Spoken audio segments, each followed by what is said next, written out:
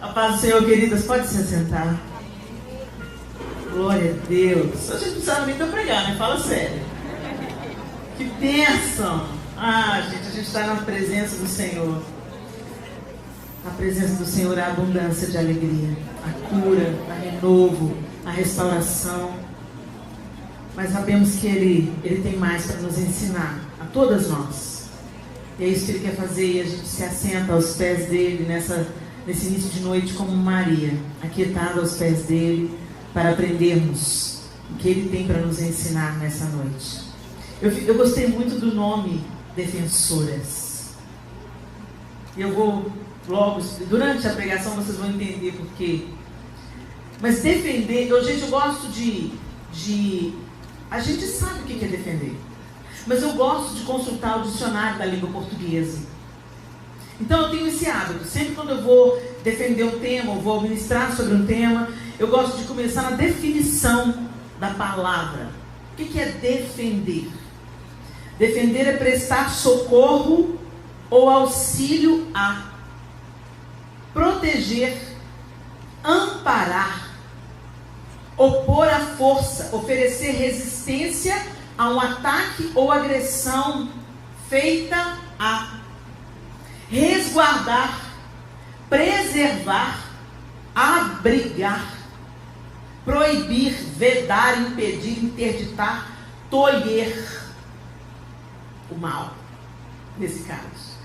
Falar em abandono de, pleitear em favor de, interceder por, patrocinar.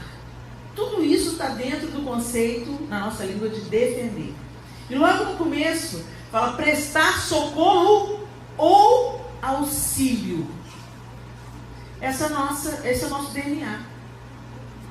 A mulher, quando Deus foi criar a mulher, antes de criar, como Ele fez com todas as coisas criadas foram feitas sob uma palavra de Deus. Haja luz, então houve luz, não é isso? E antes de criar a mulher, Ele olha para o homem e Ele diz: não é bom que o homem esteja só.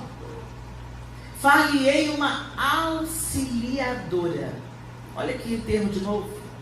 Uma auxiliadora, uma defensora, que lhe seja idônea. Essa palavra no original, auxiliar, é a palavra ezer.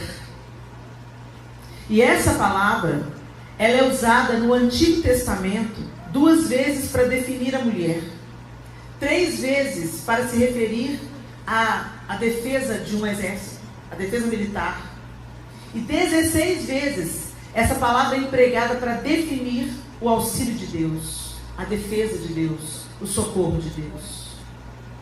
Como é no Salmo 46, por exemplo: Senhor é o meu auxílio e fortaleza, socorro bem presente na hora da angústia. Essa é a mesma palavra usada quando Ele fala como que Ele ia criar a mulher. Então auxiliar não é algo de segunda categoria. Quando fala auxiliar, todo mundo quer ser o cirurgião. Mas o que o cirurgião faz sem o auxiliar? Não é? E no nosso século megalomaníaco, a gente quer ser líder, cabeça, primeiro. Isso não tem nada a ver com o Evangelho de Jesus Cristo. Nada a ver. Para começar, o rei de toda a terra encarna, se torna carne. Só aí já mostra para a gente, já aponta o caminho, o que o Senhor quer fazer em nós e através de nós. Nós estamos aqui para sermos pontes, nós estamos aqui para ser socorro, nós estamos aqui para ser auxílio, nós estamos aqui para proteger, para amparar, para opor à força, oferecer resistência a toda maldade, a tudo que se levanta contra o senhorio de Cristo, a resguardar, a preservar, a abrigar e por aí vai.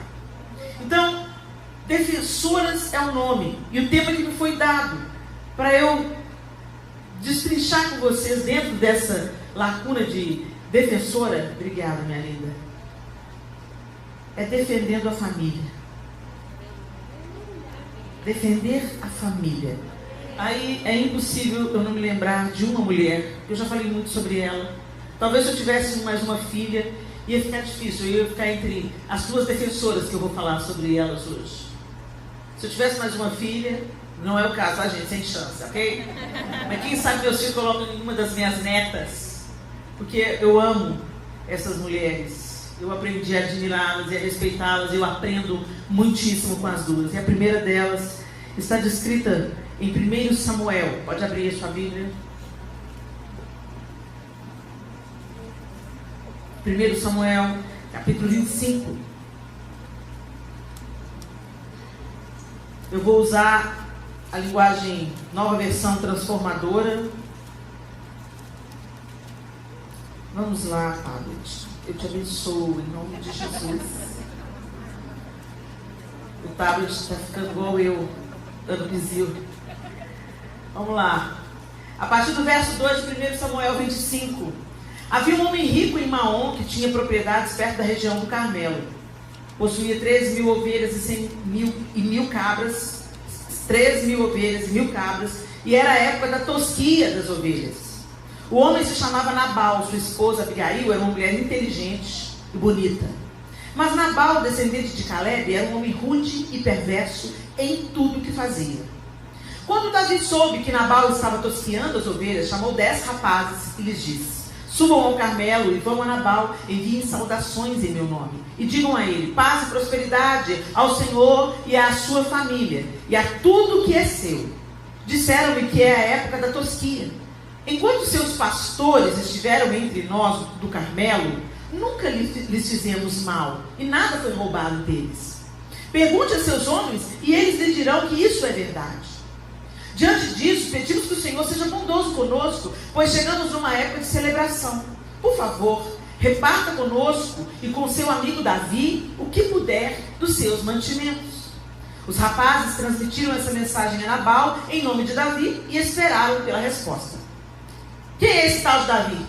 Perguntou-lhes Nabal. Quem é esse filho de Jessé, pensa que é? Hoje em dia, há muitos servos que fogem de seus senhores. Eu devo pegar meu pão, minha água e a carne dos animais que abati para meus tosquiadores e entregar a um bando que vem não se sabe de onde? Então os rapazes enviados por Davi voltaram e lhe contaram tudo o que Nabal tinha dito. Peguem suas espadas, disse Davi, e pôs sua espada à cintura. E seus homens fizeram a mesma coisa. 400 deles partiram com Davi, enquanto 200 ficaram para guardar a bagagem.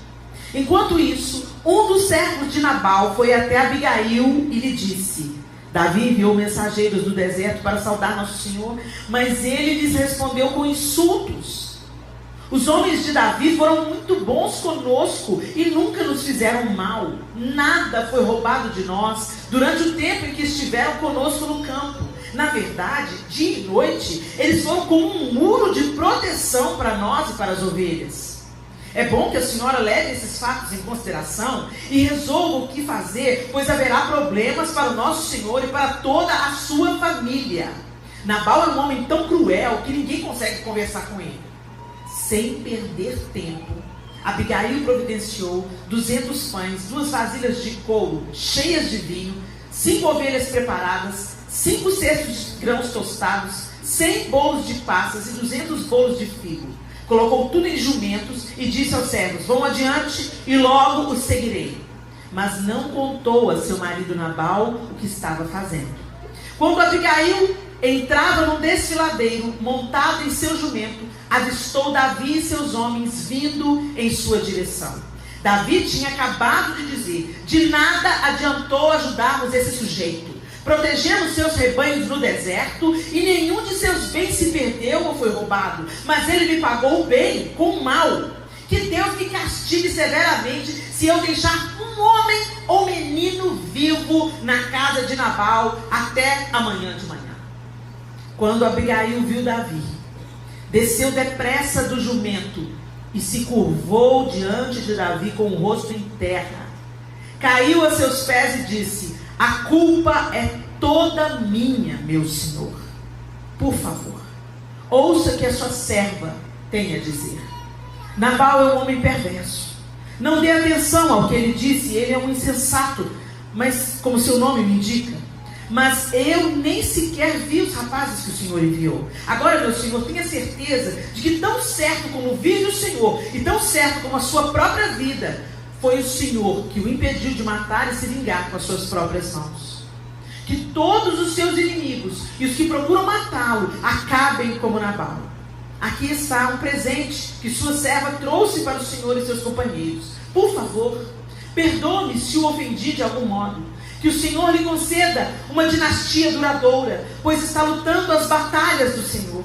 Que Ele o livre de fazer o mal durante toda a sua vida. Mesmo quando for perseguido por aqueles que procuram matá-lo, sua vida estará segura sob o cuidado do Senhor seu Deus, protegida como um tesouro. Mas a vida de seus inimigos desaparecerá como pedras atiradas de uma funda. Quando o Senhor tiver feito tudo o que prometeu e o tiver colocado como líder de Israel, não haverá em sua consciência a tristeza e o peso de ter derramado sangue e se vingado sem necessidade. E quando o Senhor tiver feito grandes coisas em seu favor, lembre-se de sua serva. Davi respondeu a Abigail: louvado seja o Senhor Deus de Israel, que hoje a enviou ao meu encontro. Graças a Deus por seu bom senso. Que você seja abençoada por me impedir de matar e me vingar com minhas próprias mãos. Pois tão certo como vive o Senhor, o Deus de Israel, que me impediu de lhe fazer mal, se você não tivesse vindo depressa ao meu encontro, amanhã pela manhã não haveria nenhum homem ou menino vivo na casa de Nabal. Então Davi aceitou o presente de Abigail e lhe disse: volte para casa em paz. Ouvi o que você disse e farei o que me pediu.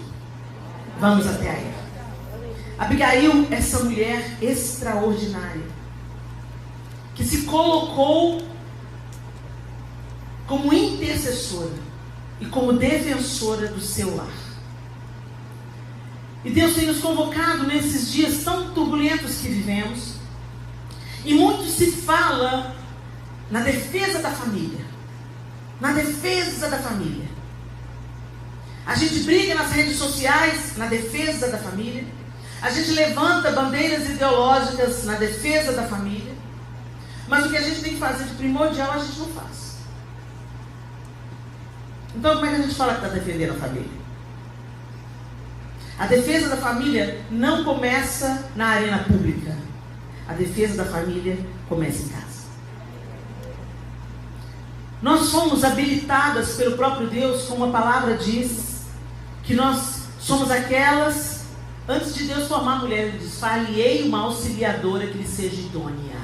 Idônea significa apta, capaz, competente e moralmente correta. Olha que interessante o significado de idônea. Então, mais uma vez, afirma que não é de segunda categoria, porque idônea é apta, é capaz, é competente e é moralmente correta. A moralidade de uma nação está diretamente ligada à figura feminina.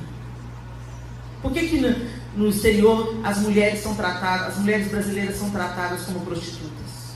Porque essa é a imagem que é exportada pelas novelas e pelo carnaval. Que a mulher brasileira é uma mulher fácil, uma mulher para sexo. Porque o turismo sexual é abundante no nosso país. Então é essa imagem, entendem, que está diretamente ligada à figura feminina. Muito se fala no feminismo defendendo a figura feminina. Mentira! Se o feminismo realmente tivesse como base principal defender a figura feminina, ele não ia permitir, autorizar que a imagem feminina fosse explorada através da pornografia, através da prostituição, através do turismo infantil e do turismo sexual. Fala-se em defesa da mulher, mas as meninas estão abandonadas. As meninas estão sendo prostituídas. Uma menina põe um shortinho, começa a dançar um funk e ninguém faz nada para mudar essa realidade. Então não venha me falar em defesa da mulher com coisíssima nenhuma, não. Não é o feminismo que vai defender a mulher, não. Quem vai defender a mulher é o cristianismo.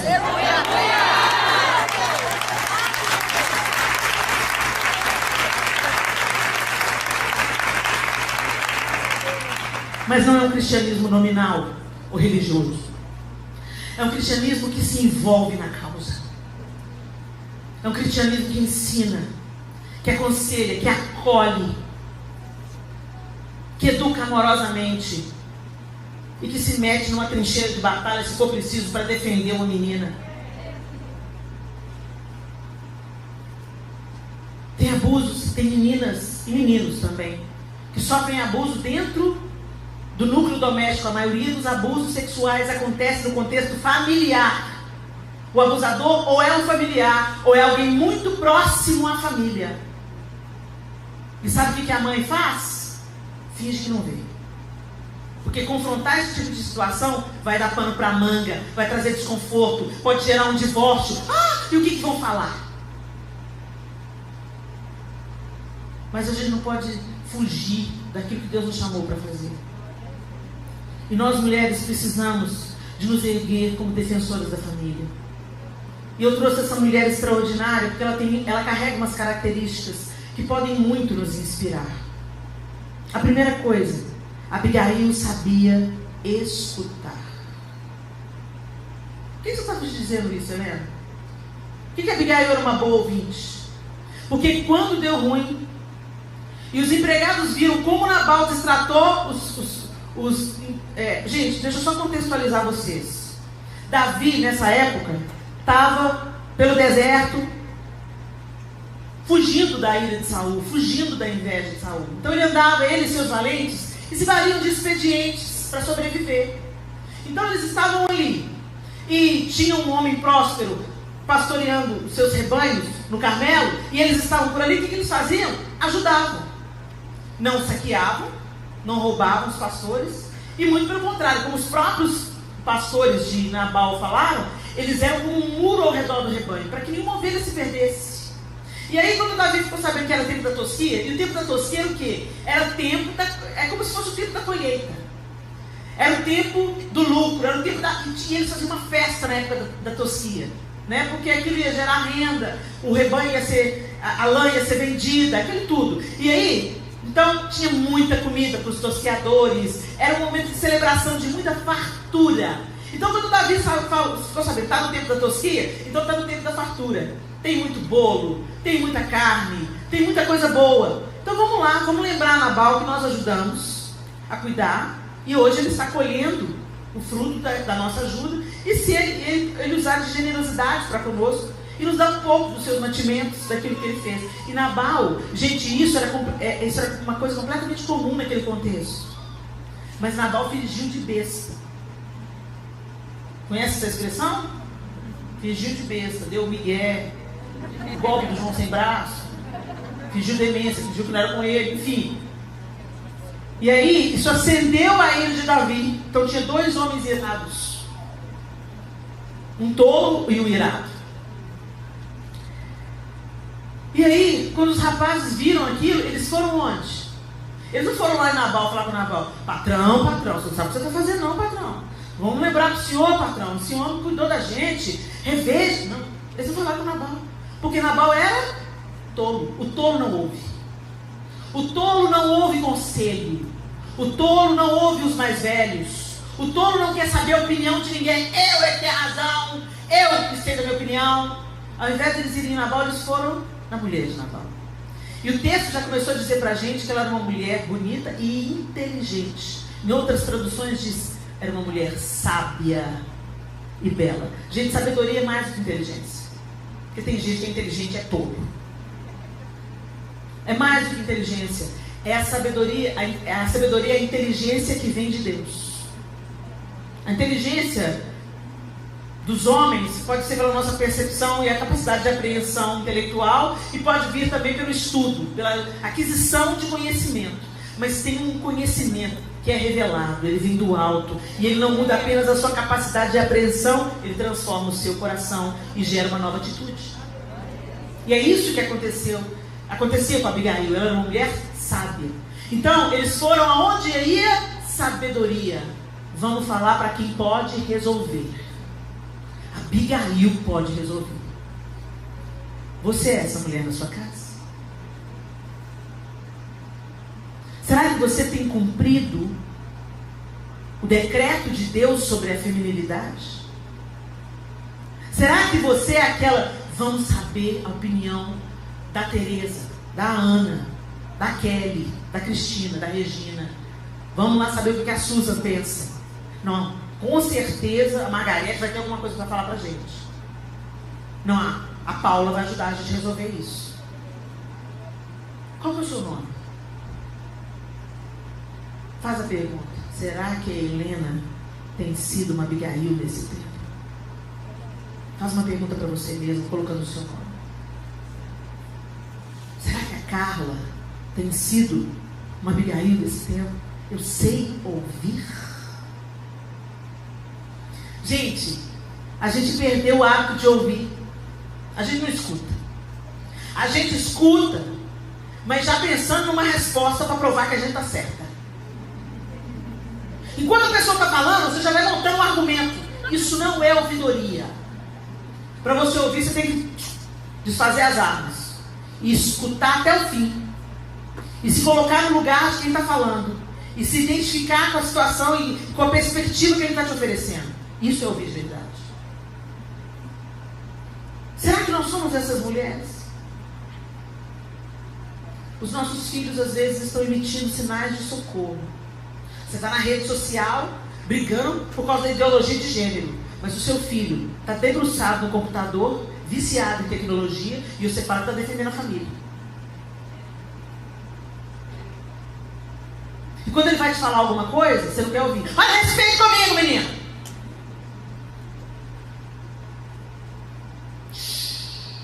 Depõe as armas. Você é autoridade. Autoridade que precisa ser imposta não é autoridade, é autoritarismo. Autoridade flui. Se você perdeu a sua autoridade dentro da sua casa, você precisa buscar que Deus restitua a sua autoridade diante dos seus filhos. Em nome de sermos mães, nós abusamos. Talvez pela nossa escola. Às vezes a gente viu a nossa mãe repetindo e a gente repete a mesma coisa. Mesmo que fracassou miseravelmente com a gente repete o mesmo erro. Quantas vezes a gente falou com o nosso filho, engole o choro. Você corrige ele, não deixa ele chorar? Ele é um ser humano. Ele precisa chorar. Senão ele te mata. Se vira rancor, ressentimento, deixa ele chorar. Corrige sim o filho, sim. Mas também dá o colo para ele. Não é Deus que faz assim com a gente? Deus que faz assim com a gente? Ele corrige a gente, mas quando a gente vai com a boca reganhada para ele, ele vem cá. Errou mesmo, né, mãe? Pode chorar. João, quando corrigiu os nossos filhos, o João que corrigiu os seus filhos, porque ele é manso e humilde de coração. E eu estou aprendendo com ele para achar descanso para minha alma. Então o João sempre foi mais tranquilo. Você não bate num filho, não corrige o filho. Gente, quando eu falo bate, não estou falando de espancamento, não, tá? A correção com a vara que a Bíblia manda fazer é no lugar pedagógico. A criança tem que saber porque está sendo corrigida. E depois que todas as tentativas de diálogo fracassaram, a vara é o último recurso. Foi bem aplicada lá em casa. Não me arrependo de nada. E hoje eles me agradecem.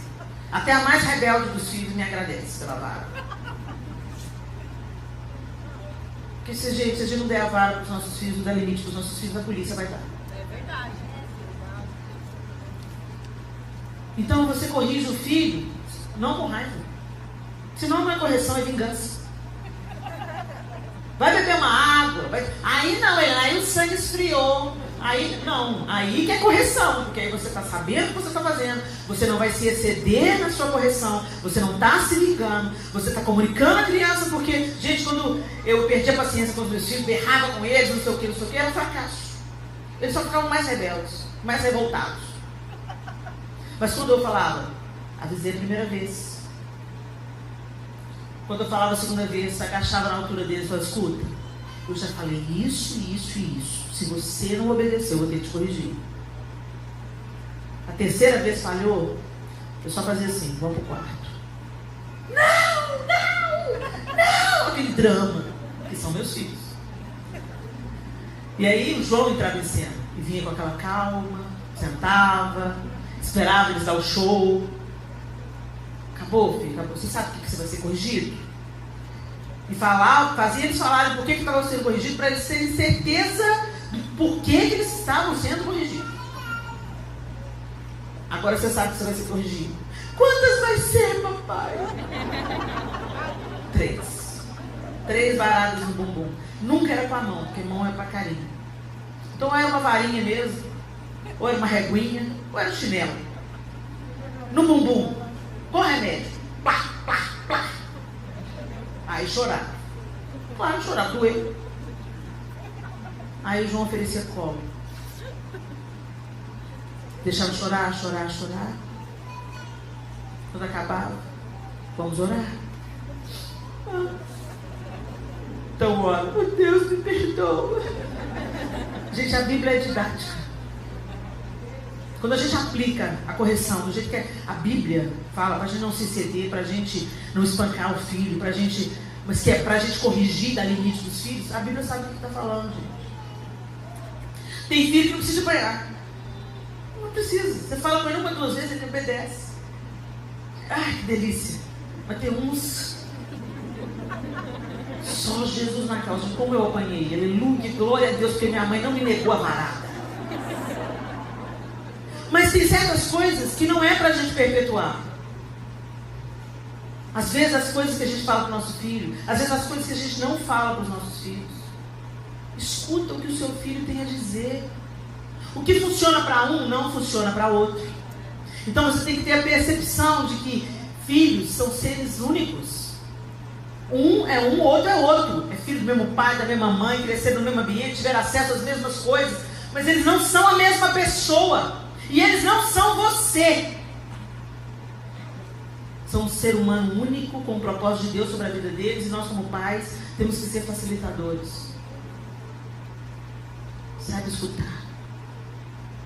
Mãe, tia, irmã, esposa, sabe escutar.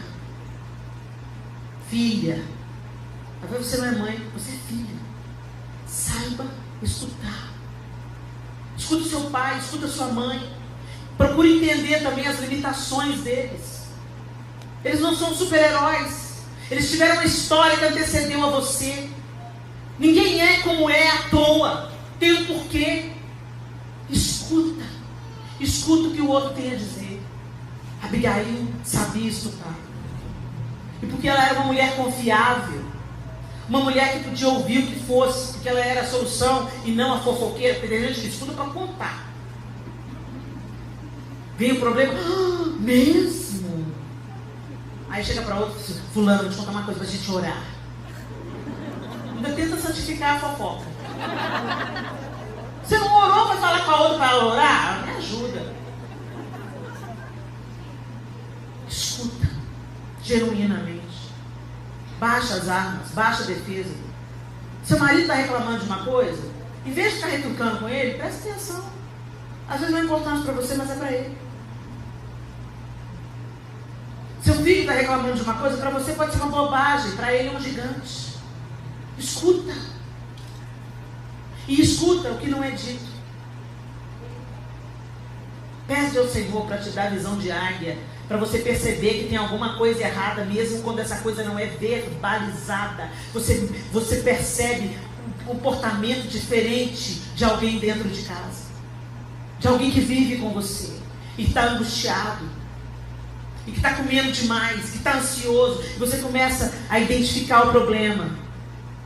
E o atalaia enxerga o problema e se coloca na posição de denunciar. Mas denunciar como, Helena? Denunciar diante de Deus. Senhor, olha o que está acontecendo com meu marido. Olha o que está acontecendo com a minha filha. Olha o que está acontecendo com a minha mãe. Olha o que está acontecendo com a minha irmã. Senhor, me dá estratégia. Como é que eu devo agir? Eu estou identificando, Senhor. E eu não vou deixar passar. Eu estou identificando o inimigo por a pata imunda dele dentro da minha casa. E eu não vou deixar passar. Com a minha intercessão, com a minha boca no pó. E esse é o próximo passo, né? A gente vai. Ela sabia escutar. Isso aí está entre os versículos 14 e 17, onde os moços vão contar para ela o que estava acontecendo. Abigail discernia o tempo e a maneira de agir. Depois que ela escutava, ela buscava de Deus. Como é que eu tenho que agir nesse caso? Imediatamente, o texto diz, imediatamente, ela pegou a comida. O que Davi quer? Comida? Pega a comida. Ela não foi lá para falar com o Nabal. Ô Nabal, estou acreditando em você não. Você está doido, Nabal? Davi tem 600 valentes, os caras tocam o terror. Eles vão vir aí matar todo mundo. Foi isso que ela fez, gente? Ela agiu. Ela pegou o que ela tinha à mão. Ela carregou os jumentos de comida. E antes que a desgraça viesse ao encontro na porta dela, ela se antecipou e foi em direção àquela situação. E é isso que nós precisamos de aprender com a Abigail. Nós precisamos antecipar o mal pela nossa observação e pela nossa capacidade de escutar, não apenas o que a palavra diz, mas o que as atitudes demonstram, e partimos contra. Você não fica, fulano está assim, vamos ver o que vai dar. Não, você não vai ver o que vai dar. Você põe esse seu joelho no chão, e você começa a repreender aquele espírito dentro da sua casa, e você começa a falar: Satanás, você não vai passar. E você começa a profetizar sobre o seu filho, sobre a sua filha, um jeito diferente, e você começa a buscar estratégia. Senhor, me dá o caminho do coração do meu filho, me dá o caminho do coração do meu marido, me dá o caminho do coração da minha mãe, da minha irmã, do meu irmão, da minha avó, do meu avô, porque eu quero me antecipar. Meu avô, a minha mãe, o meu pai não vão ser garfados pelo inferno, porque tem uma mulher de Deus na intercessão, na brecha entre a crise e a necessidade.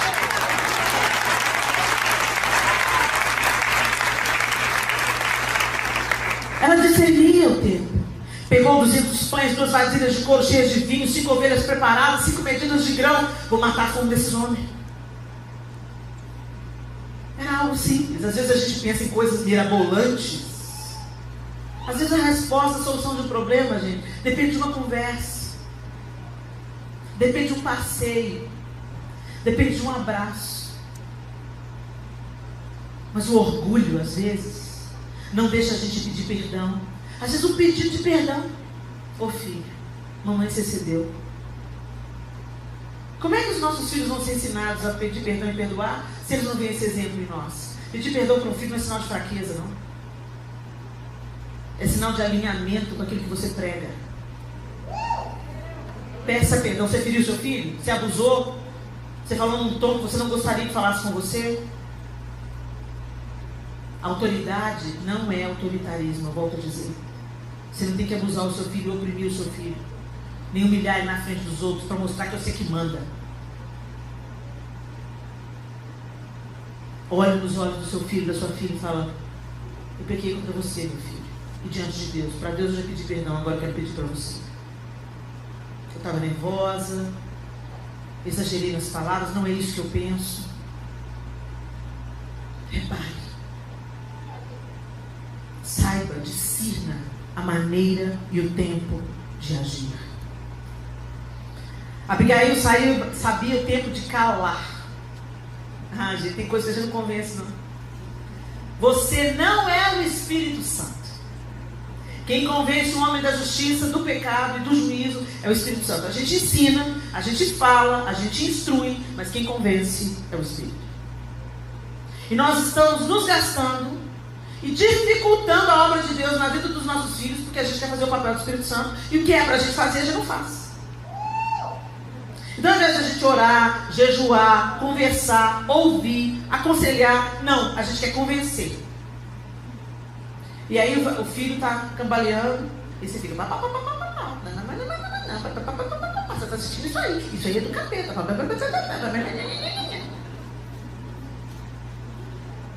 Começa a gerar o seu filho espiritualmente, começa a falar: Senhor, dá uma experiência contigo, revela-te a ele, Senhor. E entenda, cada filho tem um caminho, gente. Eu sei do que eu estou falando. Cada filho tem um caminho a ser percorrido. O que a gente pode permanecer é com os joelhos dobrados, com a boca no pó e clamando: Senhor, não deixa sair da sua mão. Da minha saiu, mas da sua não sai. Aleluia. Foi consagrado, foi no altar do Senhor. Tem dono. Pode não saber que tem dono, mas tem dono. Quem tem a última palavra sobre ela, sobre ele, é o Senhor. O diabo não vai garfar, porque tem uma mãe orando aqui. E tudo que está vivendo vai virar glória para o teu nome, vai virar testemunho para a glória do Senhor. Você crê, gente? É com Deus. Nosso papel é ensinar e amar. E amar também é dizer a verdade. Amar não é só ficar, você é linda. Amar é chegar para o filho, ó, você está escolhendo esse caminho aí? Eu, como sua mãe, tenho que te dizer, há caminhos que ao homem parecem ser bons, mas no final são caminhos de morte. Senão vai dar certo. Eu preciso te dizer isso, que eu te amo. Não dá pra gente amar uma pessoa e ver ela ir pro abismo e falar, se escolha. Não. O amor não aceita tudo, não. Isso é omissão, não é amor. Então a gente tem que falar a verdade amorosamente, mas dizer a verdade. E confiar no Senhor.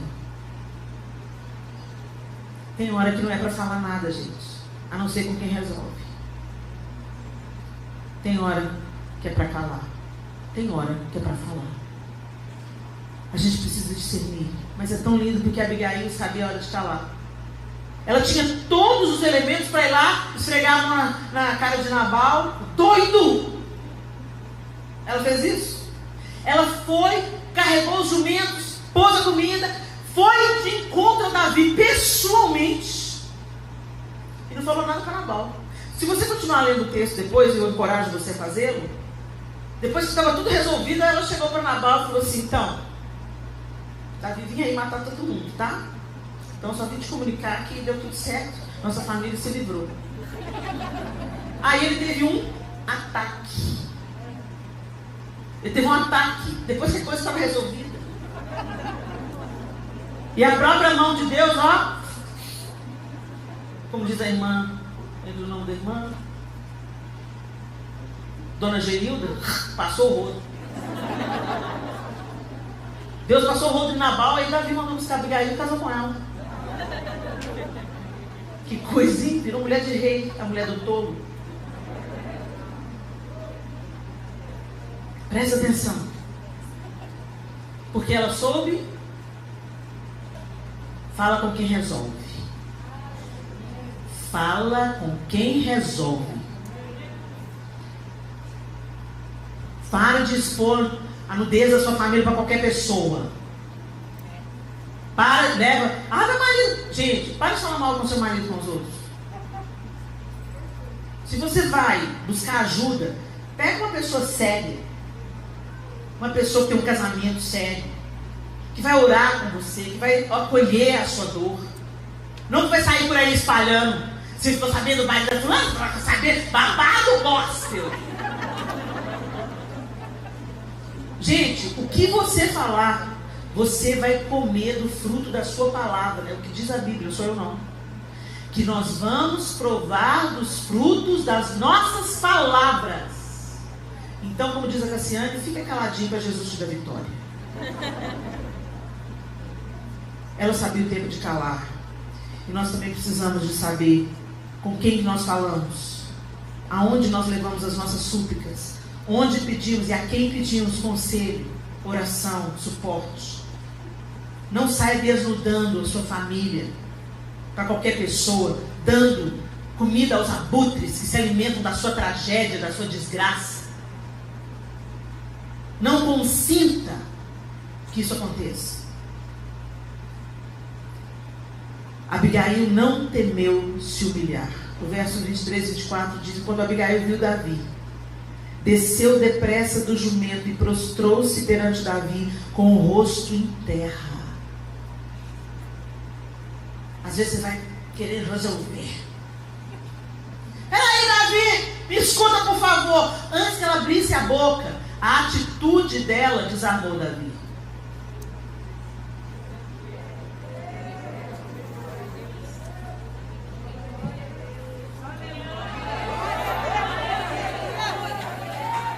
Nós precisamos de desarmar o nosso inimigo com humildade diante de Deus. A nossa arrogância não ganha batalhas, mas adia vitórias. Não temos se humilhar, porque o Cordeiro de Deus se humilhou até a morte, morte de cruz. O Antigo Testamento, ele é repleto de figuras que prefiguram Cristo. no Novo Testamento. Josué é uma tipificação de Cristo. E a gente podia aqui dizer vários exemplos, né? O próprio Davi é uma prefiguração de Cristo. Se tivesse uma mulher nessa figura que se encaixasse, se aproximasse de ser uma prefiguração de Cristo, essa mulher seria Abigail. Porque ela era mulher de um homem rico, poderoso. Mas ela se esvaziou da sua posição e se humilhou diante daquele que tinha o poder de destruir a sua casa. E ela tomou para ela a culpa. Ela fala: Senhor, minha seja a culpa. Ela não ficou falando: Davi, me perdoa, meu marido é doido, meu marido bebeu, meu marido é cachaceiro. Não.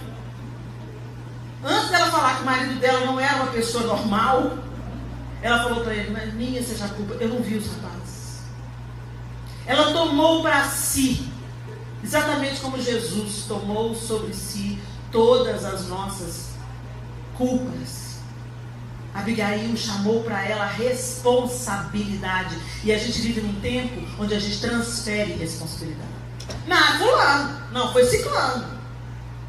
A culpa é dele. Não, a culpa é dela. Eu não tenho sangue de barata. Não, mas você tem o sangue do Cordeiro de Deus. O Espírito de Deus habita em você. O mesmo que ressuscitou Jesus dentre os mortos. Então você é capacitada a se humilhar para defender toda a sua casa. Ela não pensou duas vezes.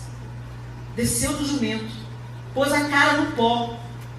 E a primeira coisa que ela falou assim: me perdoa, meu Senhor, minha seja a culpa. Eu fico imaginando o impacto que isso causou em Davi. Ele estava determinado: vou acabar com a raça de Nabal. Não vai ficar um homem naquela. E aí vem uma mulher linda, mansa, se ajoelha diante dele e fala: minha seja a culpa. Desarmou o cara. Olha o Provérbios aí. A palavra dura suscita a ira, mas a branda desvia o furor. E ela não defendeu só a sua casa. Ela defendeu Davi de ter feito uma besteira. Ela foi um instrumento de Deus. Por que a gente tem medo de se humilhar? O orgulho está acabando com os nossos lares. Sabe o que é o divórcio? Um orgulhoso ou dois orgulhosos. O divórcio foi instituído por causa da dureza do coração humano.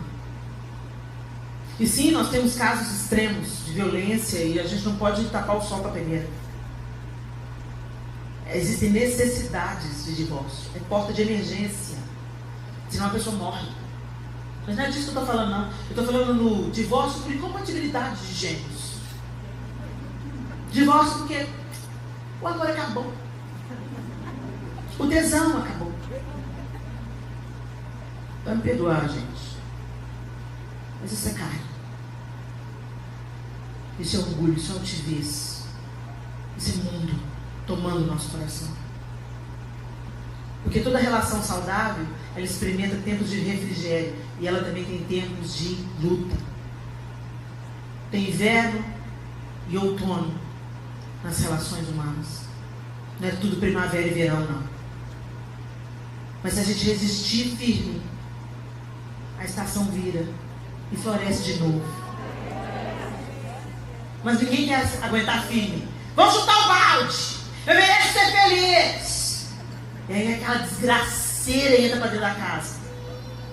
Eu mereço ser feliz. E os outros não, né? Seus filhos não. Você merece, mas os seus filhos não. A família do seu marido, a sua família não merece, não. O que tem de mulher traindo, o que tem de mulher dominando o casamento,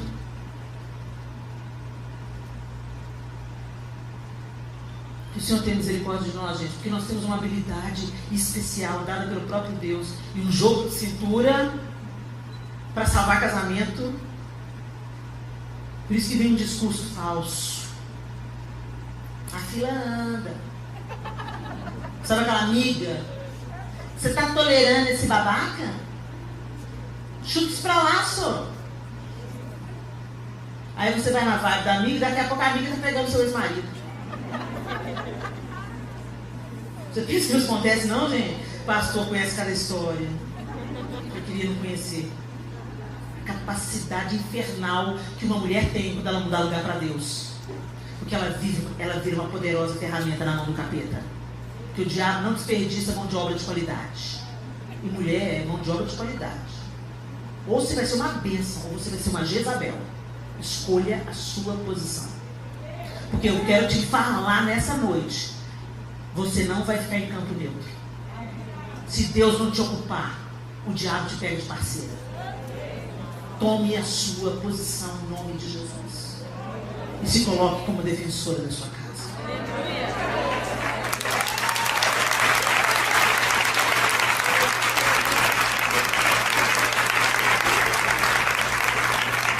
Antes de nós terminarmos, eu gostaria de citar outra mulher. Está em Juízes capítulo 4. Em Juízes capítulo 4, a partir do verso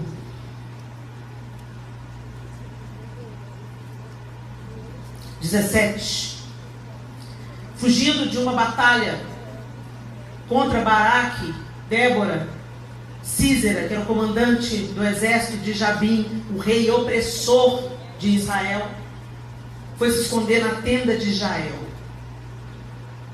mulher de Éber, o queneu. E Jael, você já deve conhecer essa história, a partir do verso 17. Enquanto isso, Sísera correu para a tenda de Jael, esposa de Éber, o queneu, pois havia paz entre a família de Éber e Jabim, rei de Azor. Jael saiu ao encontro de Sísera e disse: venha para a minha tenda, Senhor. Entre, não tenha medo. Ele entrou na tenda de Jael e ela o cobriu com uma manta. Por favor, dê-me um pouco de água, disse ele. Estou com sede. Ela lhe deu leite de uma vasilha de couro e o cobriu novamente. Sísera disse a ela: fique à porta da tenda. Se alguém chegar e perguntar se há alguém aqui, diga que não. Mas quando Sísera, exausto, dormia um sono profundo, Jael, a esposa de Éber, se aproximou silenciosamente com um martelo e uma estaca de tenda na mão e atravessou o crânio dele com a estaca, que ficou presa ao chão. Foi assim que Sísera morreu. Casca grossa. Presta atenção. Por que você está trazendo Jael para essa conversa, Helena? Porque Jael não tinha nada a ver com a briga. O texto acabou de dizer que havia paz entre o Éber, queneu, e o rei de Azor. Eles não eram adversários. Isso não impedia Jael de ver que Jabim oprimia a Israel. O povo fez o que era mal diante de Deus. Deus entregou o povo ao rei cananeu Jabim. E Jabim oprimia o povo, oprimia o povo, oprimia o povo. A gente não fala que oprimia o povo. Estuprava as mulheres, pegava da colheita, pegava todo o fruto da terra, matava sem ter um motivo para isso. Era isso que era oprimir o povo de Israel. O povo de Israel estava sucumbindo diante da força de Jabim. E o seu comandante era Sísera. Ele que organizava as batalhas e os carros de ferro contra Israel. Até que Deus ouviu o clamor de Israel e falou assim, levantou Débora. Débora falou para Baraque, o comandante do exército do Senhor, e falou: eu vou dar livramento de vocês, para vocês das mãos de Jabim, porque vocês se voltaram para mim, vocês se arrependeram do seu pecado, e eu vou interferir, e eu vou dar vitória nas mãos de vocês através de uma mulher. A própria Débora profetizou isso, e a gente pensa que era Débora a mulher era Jael. Jael sabia que Sísera era o comandante do exército opressor.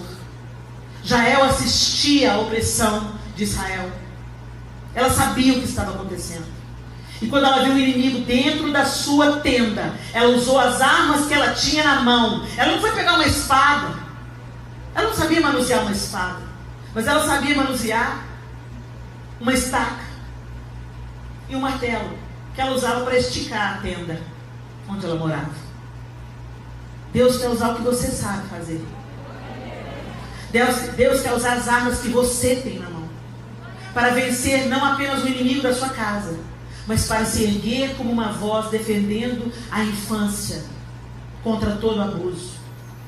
Nós precisamos de nos colocar, nossas igrejas precisam se colocar como um lugar seguro para as crianças que estão sofrendo terrível assédio moral, crianças que estão sendo expostas à pornografia, crianças que estão sendo molestadas sexualmente, crianças que estão sofrendo agressão física, acorrentadas em poços, deixadas nuas e passando fome, dentro da casa daqueles que deveriam defendê-la. As nossas igrejas precisam se tornar lugares seguros para crianças, onde elas podem denunciar e onde, se for preciso, elas serão acolhidas na nossa própria casa. Aleluia! Gente, não é tempo da gente ficar dando uma de Pilatos, vivendo um cristianismo meia boca e lavando as nossas mãos e falando: oh Deus, sela com salvação, oh Deus, muda essa situação. Deus está mudando a situação quando fez você perceber e te dando a capacidade de interferir e mudar a situação. Para de transferir responsabilidade para Deus. Abigail podia ter ido orar e falar: oh Deus, detém Davi. Sim, Deus operou ali no coração de Davi, mas ela não fugiu da raia. Ela não fugiu do pau, ela foi encarar Davi. Ela correu o risco de ser morta? Correu o risco de ser morta. Esther correu o risco de ser morta quando foi se apresentar a Suera? Correu o risco de ser morta. E a gente está sendo intimidada pelo risco de ser morta, de ser cancelada, de ser mal falada, ou de ter que se comprometer com uma criança que não é o nosso filho. O que vai precisar de acontecer para a igreja do Senhor amadurecer, crescer e se envolver com aquilo que Jesus se envolveria? Tem um vizinho seu que está sofrendo? Seja a resposta, seja a igreja na vida dessa criança. Denuncie, se voluntarie, cuide, adote, faz alguma coisa pelo amor de Deus.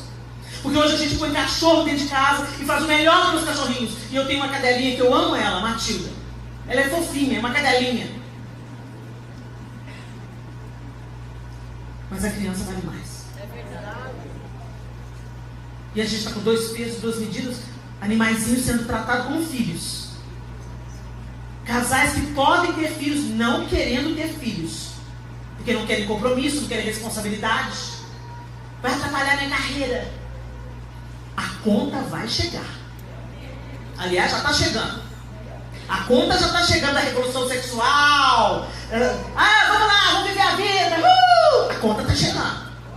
A mulher independente, vão quebrar o sutiã, vão passar por cima dos homens, precisam de homem para nada. Porque tem mulheres que não são mulheres, tem homens que não são homens, são monstros, abusivos, opacos, mulheres mandonas, autoritárias, mulher macho. Não há qualidade nenhuma nisso. Uma outra forma de feminicídio é quando o feminino é morto. Tudo que é feminino está morrendo. Tudo que é delicado, tudo que agrega, tudo que conforta, tudo que consola, tudo que é fofinho está morrendo. Manda mais que os machos. Fala: não, vou lá, resolvo. Não vai, querida. Mas a conta vai chegar. É verdade. Que o Senhor nos erga para sermos defensores da nossa família. Que comece dentro de casa. Que a gente escute o que a gente tem que escutar. Que a gente fale quando e como a gente tem que falar. Que a gente receba discernimento e sabedoria do alto para reagirmos às situações que surgem como o Senhor quer que a gente reaja. Que a gente seja consoladora para as nossas amigas, encorajadora umas da outra. Que a gente não espalhe a fofoca, mas que a gente proteja a nudez umas das outras. Que a gente aconselhe, mas que a gente transborde. Que a gente não defenda apenas a nossa família, mas defendamos também outras famílias que estão sendo golpeadas. Nós temos Cristo. Não é só para servir aos nossos interesses, mas é para transbordar. A igreja não são essas paredes. A igreja é cada um de nós. Em Provérbios 31, o mesmo texto que descreve a mulher sábia, eu não acho que seja coincidência que esse versículo esteja justamente em Provérbios 31. E é com ele que eu quero terminar essa minha fala. Versículo 8 de Provérbios 31 diz assim: fale em favor daqueles que não podem se defender. Garanta justiça para os que estão aflitos. Isso é um chamado para cada um de nós. Jesus se envolveu. E a única ordem que ele deu para a gente foi fazer discípulos de todas as nações. E pelo que me consta, em nenhuma tradução eu li que são discípulos acima de 20 anos de idade. Faça discípulos. E para fazer discípulo, você não dá folheto. Para fazer discípulo, você anda junto. Você senta junto, você come junto. Quebra o pau de vez em quando. E resolve. E chama Deus para conversa. Fazer discípulo é se envolver, como ele se envolveu. Por isso que a premissa é: quer vir após mim? Negue-se a si mesmo. Deixe esse seu ser fedorento, egoísta, egocêntrico longe. Se você quer me seguir de perto, o primeiro passo é se esvazie do seu ego e abra mais os olhos para aquilo que está ao seu redor e seja a minha resposta, seja o meu alívio, seja o meu abraço, seja a minha justiça. Porque o reino vem, ele vai restaurar todas as coisas e nós teremos novos céus e nova terra. Mas eu já conheço o reino, ele já se manifestou a mim e ele já é o meu reino. Então eu já vivo hoje como a antecipação daquilo que eu aguardo. Eu já vivo a justiça hoje, eu já me envolvo hoje, eu já melhoro o ambiente que eu estou hoje. O meu ambiente de trabalho é mais tranquilo, mais leve, porque eu estou nele. E eu já vivo sob o reinado de Cristo hoje. As crianças ao meu redor, no meu raio de alcance, elas não vão sofrer, porque hoje eu já vivo com antecipação daquilo que eu aguardo: novos céus e nova terra, onde o governo sairá de Sião e a justiça reinará para sempre. Enquanto esperamos que a gente viva hoje dentro da nossa casa o sonho e o reinado de Cristo, a esperança e o reinado de Cristo na nossa vida hoje, eu tenho que te dizer: não vai dar para ficar olhando. Você vai ter que se envolver. Jesus não ficou olhando, ele se envolveu. Nós não somos dignas de dizer que somos seguidores de Cristo se também não nos envolvermos. Feche os seus olhos.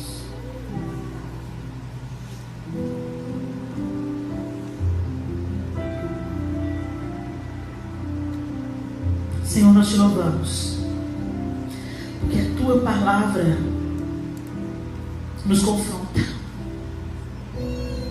e nos traz de volta para a verdade, nos livra do engano desse tempo que encoraja uma vida egoísta. A idolatria do ego tem salteado os nossos corações. Que o teu Espírito Santo torne essa palavra viva na nossa prática. Que tudo que ouvimos hoje, Senhor, que transborde em frutos nas nossas atitudes.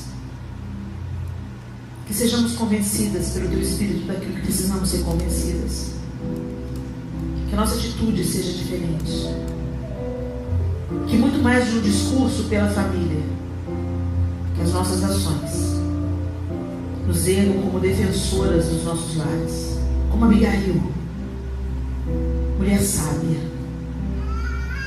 intercessora, que não temeu se humilhar, que sabia ouvir, que sabia calar. Que Jael nos inspire com a sua coragem de fazer o que precisa ser feito, mesmo quando for algo drástico. Se a gente precisar de tirar uma criança de um lar abusivo, que a gente tire, Senhor. Se a gente tiver que adotar uma criança para livrar ela de uma vida desgraçada e arruinada, que a gente adote, Senhor.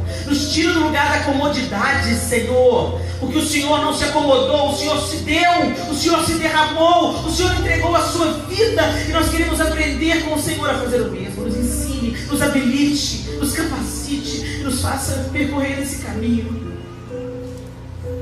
Nós queremos negar a nós mesmos para viver a plenitude daquilo que o Senhor tem para nós. E sermos vida e esperança para esse tempo agora. Em nome de Jesus.